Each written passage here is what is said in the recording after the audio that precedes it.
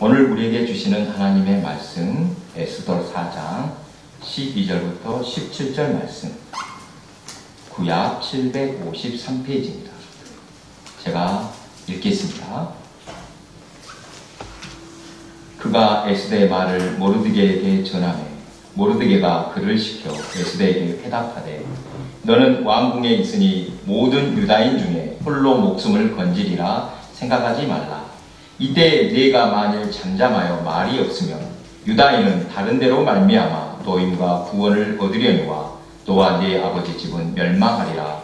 네가 왕위의 자리를 얻은 것이 이때를 위함이 아닌지 누가 알겠느냐 하니 에스더가 모르드게에게 회답하여 이르되 당신은 가서 수산에 있는 유다인을 다 모으고 나를 위하여 금식하되 밤낮 3일을 먹지도 말고 마시지도 마소서. 나도 나의 시녀와 더불어 이렇게 금식한 후에 규례를 어기고 왕에게 나아가리니 죽으면 죽으리다 하니라. 모르드게가 가서 에스더가 명령한 대로 다 행하니라. 아멘. 우리 함께 인사 나누겠습니다. 보고 싶었습니다. 사랑합니다. 오늘은 자리가 좀 썰렁합니다. 우리는 한 가족입니다. 네, 반갑습니다. 성경은 구약 39권, 신약 27권, 그래서 구국법으로 3927, 총 66권, 이것을 잘 알고 있는데, 그러면 장수가 몇 장이나 되고 또 구절은 몇 구절이나 되는지 궁금해서 한번 찾아보았습니다. 구약은 929장 23,145절이고 신약은 260장에 7,957절이라고 합니다. 신구약을 합하면 1189장에 3102절. 정말 많은 구절이지만 이 구절 중에서도 누구라도 좋아할 만하고 또 암송할 만한 구절은 그리 많지 않습니다. 제가 신학교 입학할 때 기억이 납니다. 보통 189절을 미리 알려준 후에 시험을 봅니다. 본문 16절 죽으면 죽으리다, 에스더의 고백이 나오는 이 구절도 암송에 나왔던 것으로 기억이 납니다. 본문 에스더서는 바벨론의 포로로 끌려갔다가 정착하게 된 유다인 모르드게와 그가 돌봐준 에스더가 원수의 계략에서 민족을 구해낸 이야기입니다. 어찌나 극적으로 사건이 펼쳐지는지 한편의 소설과 같습니다. 바벨론이 무너지고 새롭게 바사 왕국이 세워진 후 하나님은 바사 왕 고레스를 감동하게 하사 유대인에게 해방을 맡게 하셨습니다. 이때 세 차례에 걸쳐 유대인은 고국으로 돌아오는데 계속 남는 사람들도 있었다고 합니다. 대체로 그곳에서 나고 자라난 사람들이 정착했다고 합니다. 어떤 사연인지는 정확히 알 수 없으나 이방 나라에서의 삶은 결코 쉽지 않았을 것입니다. 에스더 1장부터 이어지는 내용을 보면 바사의 아수르의 왕 때 에스더가 왕으로 간택된 사연이 나옵니다. 아수르가 잔치를 개선한 날 신하들 앞에 당시의 왕후 와스디를 나오도록 했는데 왕의 명령을 듣지 않았습니다.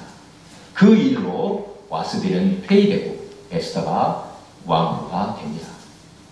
그리고 에스더서의 주요 인물 하만이 등장합니다. 하만은 왕의 총애를 받는 자입니다. 그런데 이 하만이 누구인가? 아각의 후손이라고 합니다. 아각은 과거 아말렉의 왕이었습니다. 그러니까 하만은 유대인의 원수 아말렉의 후손입니다. 과거에 이스라엘을 괴롭게 한 아말렉은 이번에도 멀고 먼 이방 나라에서 하나님의 백성을 말살하려고 합니다.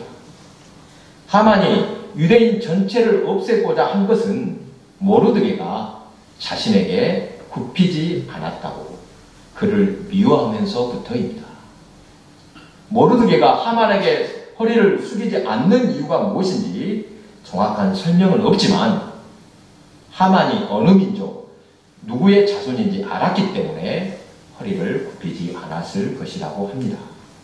교만하다고도 볼 수 있지만 그는 종교적, 신앙적 신념에서 절개를 지키고자 하만에게 굽히지 않았다는 것입니다. 이에 하만은 모르드게 한 사람만이 아니라 그가 속한 유대 민족 전체를 말살할 계략을 꾸밉니다. 하만은 제비를 뽑아 날짜를 정하고 자신의 지위를 이용하여 아수르의 왕에게 큰 돈을 주고 유대인을 진멸할 조서를 내립니다. 이 소식을 모르드게가 왕후 에스더에게 전하자 에스더는 아무리 왕후라도 왕에게 함부로 나갈 수 없다고 말합니다. 11절 왕의 신하들과 왕의 각 지방 백성이 다 알거니와 남녀를 막론하고 부름을 받지 아니하고 안뜰에 들어가서 왕에게 나가면 오직 죽이는 법이요 왕이 그 자에게 금규를 내밀어야 살 것이라. 이제 내가 부름을 입어 왕에게 나가지 못한 지가 이미 30일이라 하라 하니라. 이에 모르드게가 대답합니다. 13절 14절입니다. 모르드게가 그를 시켜 에스더에게 화답하되 너는 왕궁에 있으니 모든 유다인 중에 홀로 목숨을 건지리라 생각하지 말라. 이때 네가 만일 잠잠하여 말이 없으면 유다인은 다른 데로 말미암아 노임과 구원을 얻으려니와 너와 네 아버지 집은 멸망하리라. 네가 왕후의 자리를 얻은 것이 이때를 위함이 아닌지 누가 알겠느냐 하니 민족이 다 죽게 된 마당에 혼자 왕후이므로 별일 없겠지라면서 잠잠하면 하나님은 다른 방법으로 반드시 택하신 백성을 구원할 것이지만 에스더와 그녀의 집은 망할 것이라고 말합니다. 모르드게는 에스더가 왕후가 된 것을 하나님께서 예정하신 일이라고 믿고 있었습니다. 네가 왕후의 자리를 얻은 것이 이때를 위함이 아닌지 누가 알겠느냐. 에스더와 요셉이 비슷한 경우입니다. 여러분 요셉을 잘 아시지요? 요셉이 애굽의 종으로 팔려갔다가 훗날 총리가 되어 오랜 흉년 끝에 양식을 구하러 온 형제들을 만났을 때도 같은 고백을 합니다. 형들은 요셉의 존재를 알고 두려워했습니다. 과거 당했던 일들의 앙심을 품고 보복할까봐 두려워한 것입니다. 이때 요셉이 형들을 위로하며 말합니다. 창세기 45장 5절입니다. 당신들이 나를 이곳에 팔았다고 해서 근심하지 마소서, 한탄하지 마소서. 하나님이 생명을 구원하시려고 나를 당신들보다 먼저 보내셨나이다. 아멘. 얼마나 아름다운 말입니까? 하나님의 사람들은 모든 일을 하나님의 편에 서서 판단하고 하나님이 기뻐하실 일을 행합니다. 사람을 원망하거나 사람 때문에 실망하지도 않습니다.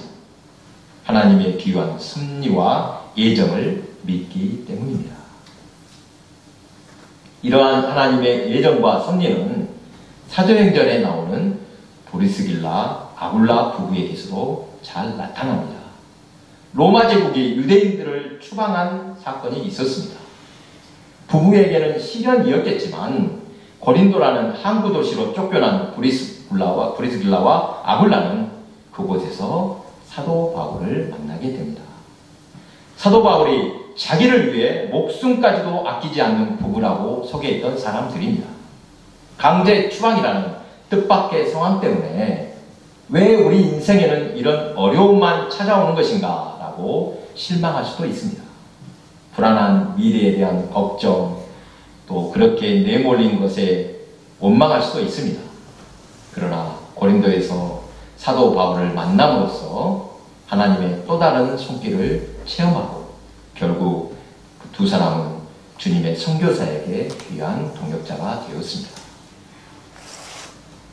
브리스길라와 아굴라는 성경책이 없어지지 않는 한 영원히 남을 이름입니다. 여러분, 이보다 더 큰 영광이 어디 있겠습니까? 사랑하는 교회 여러분, 지금 우리도 하나님의 귀한 섭리 가운데 살고 있음을 믿으시기 바랍니다. 우리가 느끼지 못할지라도 하나님께서는 이 순간도 우리를 붙들고 계십니다.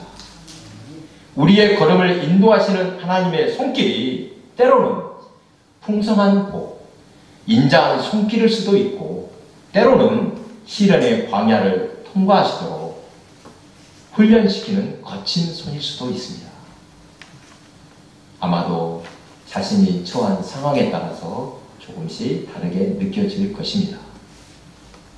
하지만 시간이 지나고 인생 여정을 뒤돌아보면 주님의 손길이 조금씩 분명해진 것을 발견할 것입니다.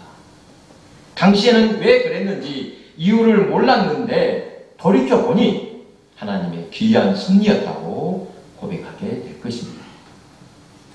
신앙이 성숙해질수록 하나님의 섭리를 발견하고 인정하며 모든 삶에 감사하게 되는 것입니다. 모르드게와 에스더의 대화에서 또 하나의 감동을 주는 16절 보겠습니다. 제가 읽겠습니다. 당신은 가서 수산에 있는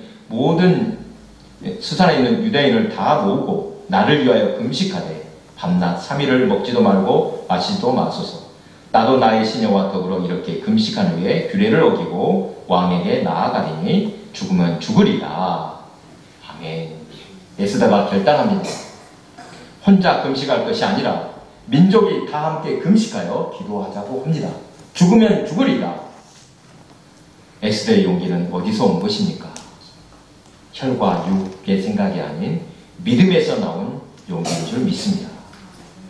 에스더는 지금의 고난도 하나님의 섭리 가운데 일어난 일이라고 믿었습니다. 하나님께서 우리의 삶을 인도하고 계신다고 믿으면 어떤 순간도 흔들리지 않습니다. 주님의 예정과 섭리를 믿는 사람은 어떤 순간에도 자신의 사명이 무엇인지 분명히 붙잡을 수 있습니다. 여러분, 주님의 섭리와 예정 가운데 살고 있음을 확실히 믿으십니까?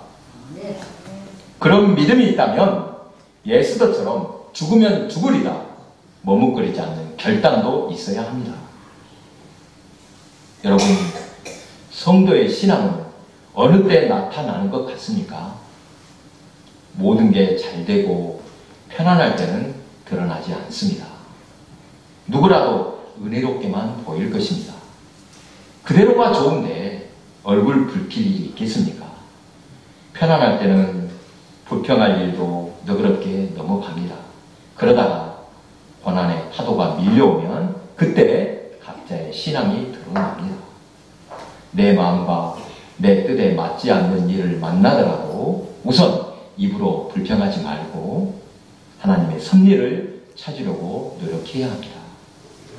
하나님께서 이 문제를 통해 무엇을 말씀하시는지 먼저 살펴야 합니다. 쉬운 일은 아닙니다. 이성보다 감정이 앞서기 쉽고 순간순간 믿음의 눈이 가려질 때가 있습니다. 그럴 때마다 기도하며 깊이 돌아보아야 합니다. 그리고 각자 시험을 이길 방법이 하나씩은 있어야 할 것입니다.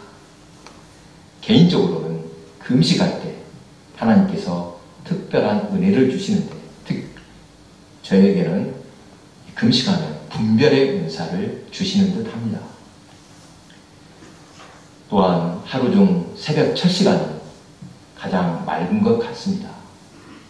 잠에서 깨는 순간 지혜를 주셔서 분별하는 눈을 주시는 듯 합니다. 새벽 기도의 유익이 바로 이것인 것 같습니다.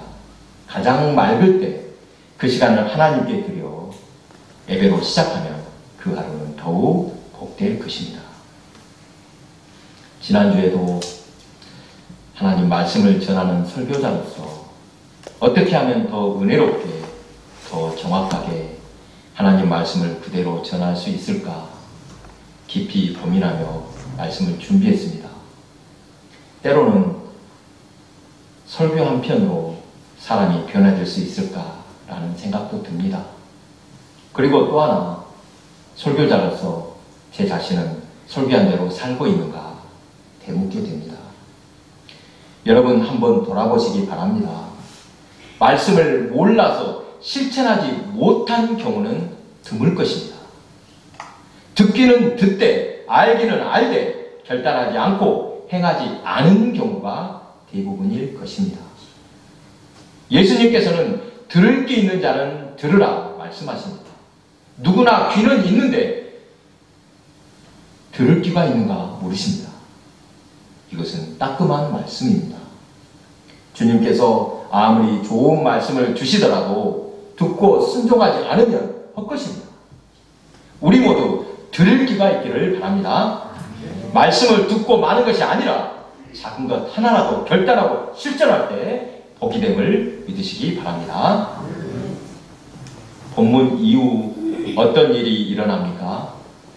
하나님의 백성을 멸절하려던 하만은 자신의 꾀에 자신이 넘어가게 됩니다. 모르드게와 유대 민족을 죽이려던 하만의 악한 계략은 그대로 자신에게로 돌아갔습니다. 높은 나무에 모르드게를 매달려고 했으나 자신이 달리게 됩니다. 유대인을 멸절하려 했으나 그의 자녀와 그의 민족 사람들이 죽게 되었습니다. 유대인의 멸절이라는 극한 위기를 만났을 때 인간이 감히 생각할 수 없는 기적적인 방법으로 극복함으로써 한 가지 큰 교훈을 얻게 되었습니다. 자신들이 비록 이방 땅에 거주하며 살지라도 분명 하나님이 만세 전부터 택하신 백성들은 하나님의 보호와 사랑을 지금도 받고 있다는 사실을 새삼스럽게 깨닫게 된 것입니다. 또한 불인절 사건을 통해 자신들이 이방 지역에 살지라도 여전히 하나님의 백성으로서 그 본분을 다해 택하신 백성으로서의 자부심으로 살아야 함을 다짐하게 되었던 것입니다. 요즘 전 세계가 우리나라를 주목하고 있습니다. 여러분 잘 아시죠? 지금처럼 우리나라, 우리 민족이 세계 속에서 빛을 발했던 적이 또 있을까 싶을 정도로 대한민국이 날아오르고 있습니다. 불과 몇십 년 전만 해도 세계에서 가장 가난한 나라이었는데 원조를 받던 나라에서 세계 각국을 돕는 나라가 되었습니다. 문화, 또 경제, 요즘에는 국방까지 누구도 쉽게 넘볼 수 없는 나라로 거듭나고 있습니다. 반대로 늘 우리를 얕잡아보고 시기하고 깎아내리는 일본, 요즘 심상치 않은 국면을 맞고 있습니다. 경제나 문화, 국방 어느 분야에서, 거의 모든 분야에서 한국에 뒤지기 시작했다고 합니다. 태풍이라는 이 자연재해도 우리나라는 비껴가지만 일본을 벌하듯이 피해를 주었습니다. 신앙인으로서 이웃나라의 불행을 바라면 안 될 일이지만 일본만큼은 제발 정신 좀 차리면 좋겠습니다. 현재와 같은 결과를 얻게 된 것, 우리가 발전할 수 있었던 원동력은 무엇일까 생각해 봅니다. 하나님께서 크신 은혜로 우리나라를 붙들어 주셨음을 고백하며 감사하게 됩니다. 전국 곳곳에 교회가 세워진 것 그냥 지나칠 일이 아닙니다. 신앙은 분명 잠재된 힘이 있습니다. 자주 한민족과 유대인을 비교하곤 합니다. 우리 스스로 비슷하게 여기기도 하지만 다른 나라에서 볼 때도 서로 닮았다고 말을 합니다. 무엇보다도 우리를 동방의 예루살렘이라 말하는 것을 볼 때 신앙심이 비슷한 것 같습니다. 여러분, 올바른 신앙이 얼마나 중요한지 모릅니다. 참된 신앙, 참된 믿음은 종교의 울타리를 넘어 민족 전체를 변화시킬 힘이 있습니다. 신앙인은 기도하며 정성껏 사는 사람들이라 헛된 것을 쫓지 않습니다. 그러면 사회가 건강해질 것입니다. 이웃을 돌아보며 살라고 배우며 실천하는 사람들입니다. 그렇게 살면 사회가 따뜻해질 것입니다. 기도하는 민족, 기도하는 가정은 잘 될 수밖에 없음을 우리는 믿고 있습니다. 우리 백수마을은 다른 곳에 비해 그렇게 크지 않더라도 교회가 세워져 있습니다. 불신자들은 교회가 뭔 도움이 되겠냐고 비판하는 사람이 있을지 몰라도 여러분, 예배당에서 새벽마다 불을 밝히고 기도하고 있는데 무엇을 위해 기도합니까? 우리 자신들만의 기도를 넘어 마을을 위해, 지역을 위해 기도하고 있습니다. 기도로 심으면 반드시 열매를 거두게 됨을 우리는 믿고 있습니다. 여러분, 기회가 될 때마다 백숙교회가 상하백 마을에 복이 되고 도움이 될 것이라고 꼭 알려주시기 바랍니다. 문득 달력을 보니 올해도 얼마 안 남았습니다. 왜 이렇게 세월이 빠른지 우물쭈물하다 보니 금세 한 해가 저물어 갑니다. 시간은 한정되어 있고 할 일은 많기에 잘 분별해서 살아야겠습니다. 성경이 말씀하시듯 세상 만사에는 때가 있습니다. 하나님이 정하신 때를 분별하는 지혜가 필요합니다. 지금은 결단의 때임을 보시기 바랍니다. 에스더가 결단한 것처럼 우리도 생명을 걸고 결단해야 합니다. 이대로 있다가 언제 하나님이 부르실지 모릅니다. 적당히 교회 잘 다니면 되겠지, 내 한 몸 편하면 그만이다 라는 자세로는 부족합니다.